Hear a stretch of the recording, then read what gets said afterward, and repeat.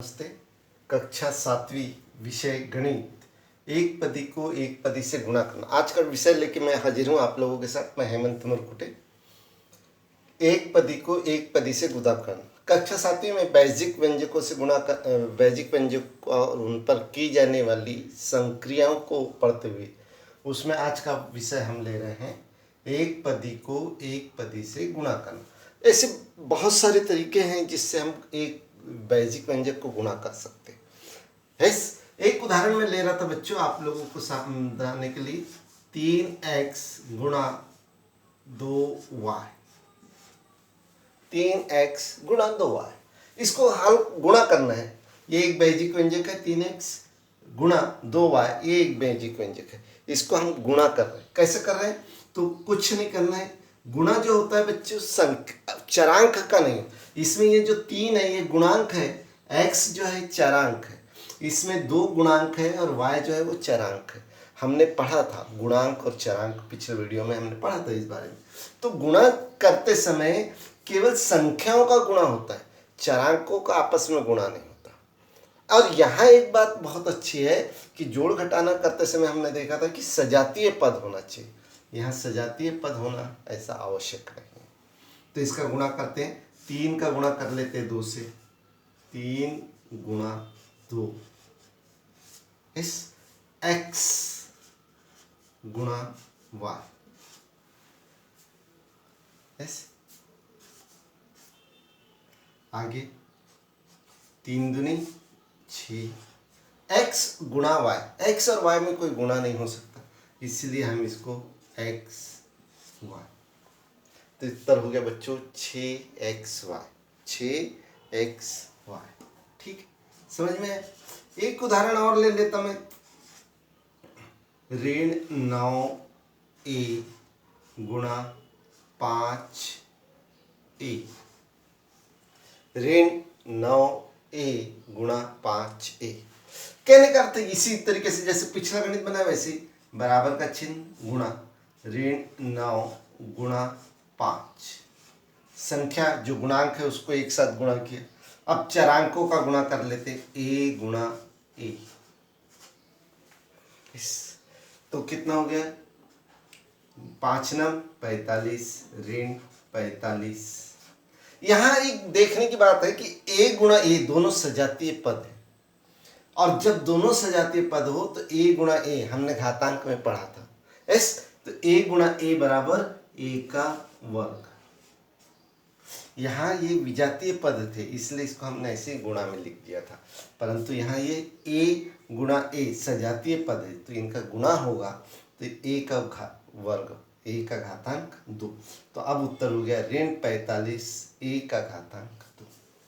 ऋण 45 a का घातांक 2।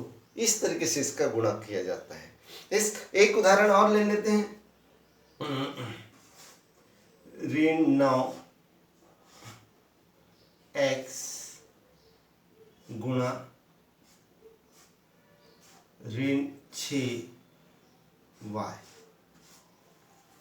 ऋण 6 y।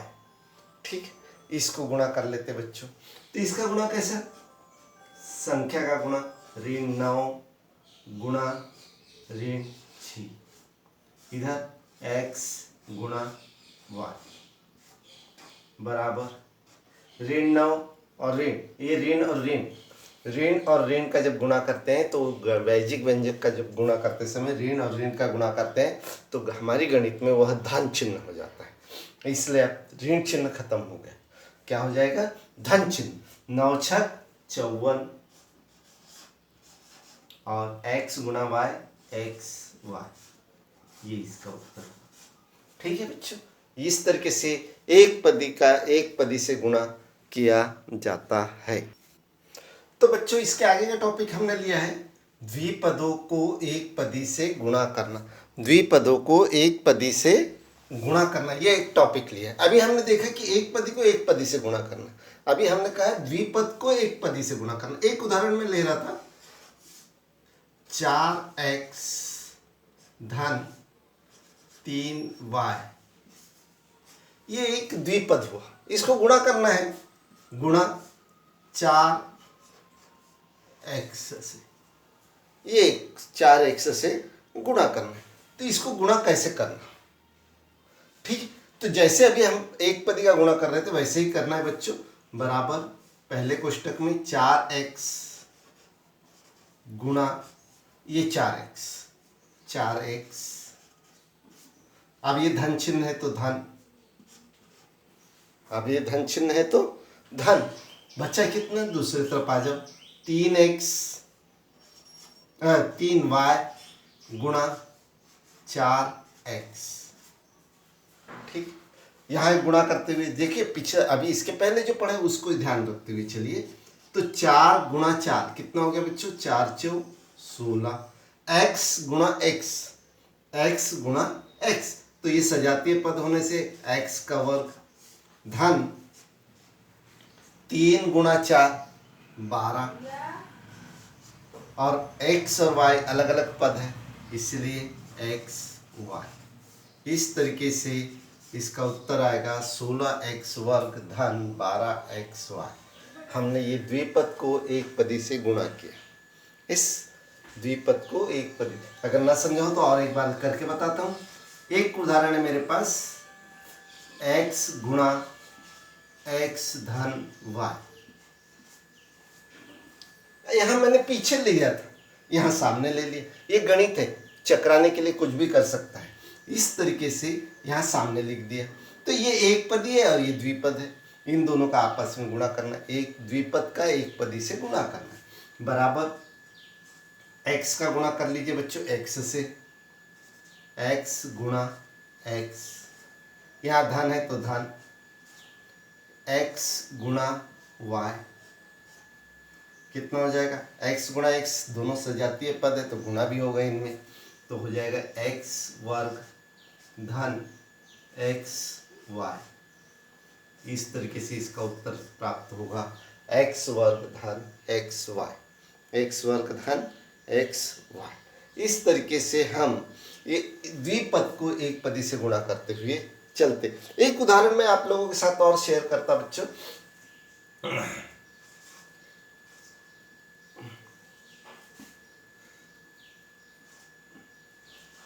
9a ऋण 5b गुणा 6x, ठीक। 9a ऋण 5b गुणा 6x, इसको गुणा कर देते हैं, सिंपली गुणा करना है। वैसे ही 9a का गुणा करना है किससे, 6x से, 6x से। इसका गुणा हो गया 6x से, एक कोष्टक बंद हो गया। अब आगे बढ़े तो ये ऋण चिन्ह आया तो ये ऋण रखें, यहाँ धन आया था पहले गणित में इसलिए धन रखे थे, यहाँ ऋण चिन्ह है इसलिए ऋण।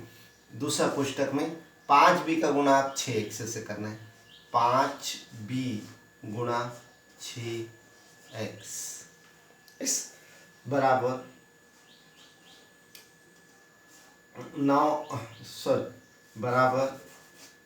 9 छक 54, a और x ये दोनों विजातीय पद है तो ax ऋण 5 छक 30, 5 छक 30, b और x विजातीय पद है तो bx। ये इस तरीके से इसका उत्तर निकल आया 54ax ऋण 30bx, 30bx, ठीक। आपको समझ में आ रहा है। इस तरीके से ये आगे भी चलते रहता है। इसके बाद का एक विषय टॉपिक इसी में ले रहे थे, वैजिक व्यंजकों के गुणा में ही द्विपद को द्विपद से गुणा करना, द्विपद को द्विपद से गुणा करना, ये एक टॉपिक हम ले रहे थे। इसमें एक उदाहरण ले रहा था बच्चों में, 3x धन 5 गुणा 2y धन 3, 2y धन 3, 3x धन 5 गुणा 2x धन 3। थोड़ा सा इसमें मैं एक अलग सा बता रहा था आपको, यहाँ एक कोष्ट द्विपद है और ये एक द्विपद है, द्विपद को द्विपद से गुणा करना। तो मेरी बताने की वजह ये कि थोड़ी देर के लिए मान लीजिए कि ये कोष्टक नंबर 1 है, ये कोष्टक नंबर 2 है। तो कोष्टक नंबर 1 को बराबर का चिन्ह लगाया, कोष्टक नंबर 1 को 2 बार लिख दिया, 3x धन 5, फिर थोड़ी जगह छोड़ के थोड़ा सा लिख दिया 3x धन 5। क्या किया बच्चों, पहले कोष्टक नंबर 1 को 2 बार लिखा। अब कोष्टक नंबर 2 में दो पद है इसलिए 2 बार लिखा। क्यों 2 बार लिखा? क्योंकि गुणा करना है और कोष्टक नंबर 2 में 2 पद है, एक पद होता तो एक ही बार लिखते, ठीक है। तो 2y इसमें है पहला पद 2y, यहाँ लिखे सामने 2y और यहाँ गुणा का चिन्ह, फिर धन 3 तो ये धन 3 और यहाँ गुणा का चिन्ह, ठीक है, ये लिख हुआ। अब इस एक पदी का गुणा इस द्विपदी से करना है, इस एक पदी का गुणा इस द्विपदी से करना है, जो अभी हमने थोड़ी देर पहले पढ़ा था। इस 2y गुणा 3x हो धन 2y गुणा 5, आगे बढ़े धन तो धन 3 गुणा 3x, 3 गुणा 3x, फिर ये धन है तो धन कोष्टक 3 गुणा 5, 3 गुणा 5, 3 गुणा 5, ठीक है। आगे इसको गुणा कर लीजिए, सरल कर लीजिए, 2 का गुणा 3 से कहे तो 3 दूनी 6, x और y अलग अलग जाति के तो x y, धन तो धन 2 गुणा 5, 5 दूनी 10, ये y है तो y, ठीक, धन 3 गुणा 3 यानी 3 3 9 x धन 5 तिया 15। इस तरीके से इसका उत्तर निकला 6x धन 10y धन 9x धन 15। ये एक उदाहरण हमने किया, द्विपद को द्विपद से गुणा, द्विपद को द्विपद से गुणा। न समझा हो बच्चों तो एक उदाहरण और ले लेते हैं हम, एक उदाहरण और ले लेते हैं हम अपने समझने के लिए, और उसको हम बनाने की कोशिश करते हैं। इस 3m ऋण 5n 7x धन 4y। एक उदाहरण है 3m ऋण 5n 7x धन 4y, ठीक है बच्चों। ये यहाँ एक द्विपद है, ये एक द्विपद है, दोनों द्विपद में बीच में कोई चिन्ह नहीं दिया। यहाँ इसके पहले गणित में गुणा का चिन्ह दिया था उदाहरण में, अभी नहीं दिया, परंतु दोनों कोष्ठक के बीच में कोई चिन्ह नहीं है, इसका मतलब है गुणा का चिन्ह है। काय का चिन्ह है? गुणा का चिन्ह। बनाने की विधि वही, पहले कोष्ठक को 2 बार लिखते हैं। क्यों 2 बार लिख रहे? क्योंकि दूसरे कोष्ठक में जिससे गुणा करना है उसमें 2 पद है, इसलिए 2 बराबर के चिन्ह के बाद कुछ जगह छोड़िए और 3m ऋण 5n, फिर कुछ जगह छोड़ के 3m ऋण 5n, 2 बार लिखा। अब दूसरे कोष्ठक में 2 पद जो है उसको अलग अलग करते। पहला पद है 7x, तो ये 7x लिख करके यहाँ दोनों चिन्ह के बीच में क्या करना है? गुणा करना है, इसलिए गुणा का चिन्ह लगाया। फिर दूसरे पद में धन 4y, बचा कितना? धन 4y और ये गुणा का चिन्ह। अब इसको गुणा कर लेते हैं बिल्कुल सिंपल तरीके से। 7x का गुणा करना है 3m से, 7x गुणा 3m, बिल्कुल जैसा है एक एक लाइन बढ़ते जाए। 3m से हुआ, फिर ये आ गया ऋण चिन्ह तो यहाँ लगाया ऋण चिन्ह, फिर कोष्टक लगाया। अब 7x का गुणा करना है 5n से, 7x गुणा 5n। अब आगे बढ़े तो धन चिन्ह आया तो धन लगाए, कोष्टक 4y का गुणा किससे करना है 3m से, 4y गुणा 3m। फिर ऋण चिन्ह है तो ऋण, 4y का गुणा 5n से, 4y गुणा 5n। इस तरीके से गुणा हुआ। उसके बाद इसको अब हल कर ले। 7 तिरी 21, x गुणा m, x m, ऋण है तो ऋण, 7 5 35, x और n तो x n, धन तो धन, 4 तिरी 12, y और m तो y m, ऋण s 4 गुणा 5, 4 पंचे 20, y n। ये इसका उत्तर है। 21 x m ऋण 35 x n, धन 12 y m ऋण 20 y n।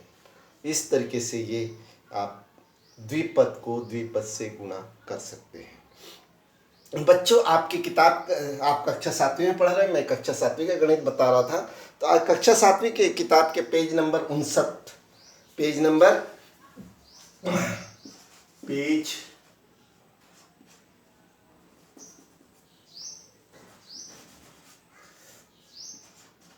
Page number 59, page number 59 में प्रश्न संग्रह, प्रश्न संग्रह 35, प्रश्न संग्रह 35 में इससे संबंधित उदाहरण दिए गए हैं, वो आप हल करिए। इसी विधि से जैसे मैंने आपको अभी बताया उसी विधि से ये के उदाहरण जो हैं के प्रश्न संग्रह 35 के उदाहरण हल करो, हल करो। इसी विधि से आप ये उदाहरण हल कर सकते हैं। ओके।